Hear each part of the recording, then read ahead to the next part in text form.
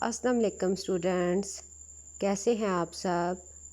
آج کا جو ہمارا ٹاپک ہے وہ اردو گرامر کا ہے، اور اس میں آج آپ کو اسم اور اسم کی اقسام کے بارے میں بتاؤں گی۔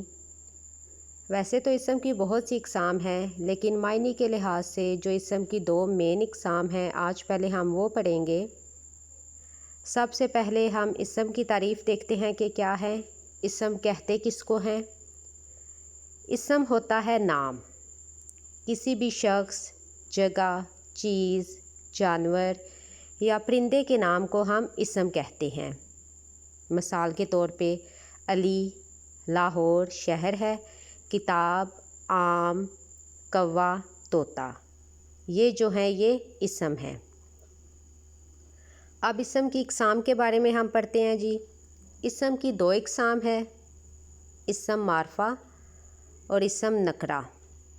اسم معرفہ خاص نام کو کہتے ہیں، کسی خاص شخص، جگہ یا چیز کے نام کو ہم اسم معرفہ کہتے ہیں۔ اب اس کی مثالیں کون سی ہیں وہ بھی دیکھ لیتے ہیں، جیسے علی، سارا، لاہور، شیر، عقاب وغیرہ۔ اب اگر ہم دیکھیں تو بہت سے ایسے نام ہیں جیسے قائد اعظم، علامہ اقبال، فاطمہ جناح۔ اس کے بعد جو کنٹریز نیم ہے آسٹریلیا، پاکستان، یہ سارے جو ہیں یہ بھی اسم معرفہ میں آئیں گے۔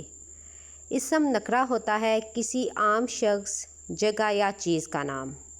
کسی عام شخص، جگہ یا چیز کے نام کو اسم نکرہ کہتے ہیں۔ مثلاً لڑکا، لڑکی، شہر، پرندہ وغیرہ، یہ جو ہیں یہ اسم نکرہ ہیں۔ یہ آپ کا آج کا کام ہے، آپ نے اسم کی تعریف، اسم کی اقسام، اسم معرفہ اور اسم نکرہ یاد کرنی ہے۔ کل انشاءاللہ دوبارہ حاضر ہوں گے۔ اللہ حافظ۔